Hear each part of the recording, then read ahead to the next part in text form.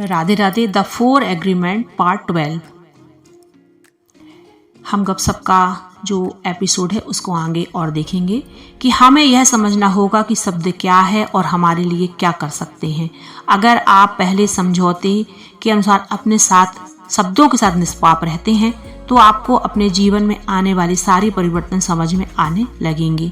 सबसे पहले आप अपने आप को देखने का नजरिया बदलें, फिर आप देखें कि आप दूसरों के साथ और अपने प्रियजनों के साथ कैसा आचरण करते हैं। तब आपको अपने ही व्यवहार में सकारात्मक परिणाम दिखाई देगा।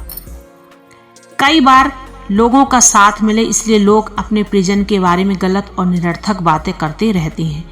ऐसा करके लोग अपने प्रियजन के बारे में सहजता से अन्य लोगों के मन में जहर फैलाते हैं और खुद को सही साबित करते हैं। वास्तव में लोगों की राय यानी केवल उनका नजरिया होता है और वह नजरिया हमेशा सही हो ऐसा जरूरी नहीं है। लोगों का नजरिया उनकी मान्यताएं, धारणाएं, अहंकार और उनके अपने सपनों से निर्माण होता है। लोग केवल उन्हें अच्छा लगे इसलिए शब्दों के माध्यम से जहर तैयार करते हैं और सहजता से इस जहर को लोगों में फैलाते हैं। अगर हम पहले समझौते को स्वीकार कर लेते हैं और अपने शब्दों के साथ निष्पाप हो जाते हैं तो हमारा सभी के साथ आचरण बदलेगा। इन सभी के साथ सकारात्मक शब्दों के साथ बातचीत करेंगे तभी सभी के साथ हमारा संवाद अच्छा होगा, फिर चाहे वह हमारे पालतू जानवर कुत्ते बिल्ली के साथ ही क्यों ना हो। सकारात्मक शब्दों से आपकी क्षमता ऐसे बढ़ेगी। यदि कोई नकारात्मक शब्दों से आपके भीतर वायरस डाल रहा हो तो आप उसे सहजता से रोक सकेंगे। यदि आप पहले समझौते के अनुसार शब्दों का उपयोग करते हैं तो आपका मन सकारात्मक बातों के लिए उपजाऊ होगा। ऐसा मन नकारात्मक बातों को अपने भीतर नहीं आने देता। सकारात्मकता के लिए उपजाऊ जमीन में नकारात्मक बीज विकसित नहीं होते। ऐसा मन केवल प्रेम के बीजों को ही विकसित होने में मदद करता है। आप कितने सकारात्मक शब्दों का इस्तेमाल करते हैं इसकी मात्रा आपके स्वयं पर किए हुए प्रेम के जितनी ही होती है। आप स्वयं से कितना प्रेम करते हैं और आप अपने बारे में कैसा महसूस करते हैं, इसका आपके शब्दों की गुणवत्ता और अखंडता में गहरा नाता होता है। आपके निष्पाप शब्दों के बीच बेहतर महसूस करते हैं, इससे आपका मन भी शांत और प्रसन्न रहता है। आप अपने शब्दों के साथ निष्पाप आप भी ऐसा कर सकते हैं। अगर मैं अपने शब्दों के साथ निष्पाप रह सकता हूं तो आप भी ऐसा कर सकते हैं। अगर मैं अपने शब्दों का सही प्रयोग कर सकता हूं तो आप क्यों नहीं कर सकते। बस एक समझौता आपके पूरे जीवन को बदलने की क्षमता रखता है। शब्दों का निर्दोष होना आपको निजी स्वतंत्रता, सफलता और भरपूरता की ओर ले जा सकता है। यह आपके सारे भय को दूर कर इसे आनंद और प्रेम में बदल सकता है। जरा कल्पना करें कि आप इस समझौते के बल पर अपने शब्दों से क्या क्या रच सकते हैं।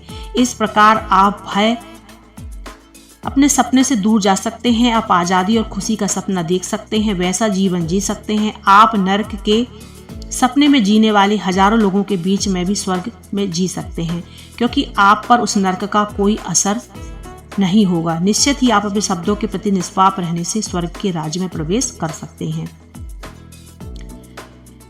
तीसरा है किसी भी बात को निजी तौर पर न लें। यह दूसरा समझौता है। एक बार और गौर कीजिए, किसी भी बात को निजी तौर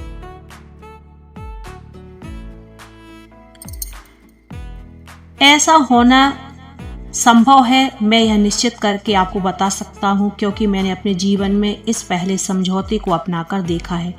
लेकिन इसका अर्थ मैं आपसे महान हूं ऐसा नहीं है। हम सभी के पास एक मानवीय शरीर है, दिमाग है और हम आप सभी इंसानी हैं। अगर मैं पुरानी धारणाओं को तोड़कर नए समझौते निर्माण कर सकता हूं तो आप भी ऐसा कर सकते हैं।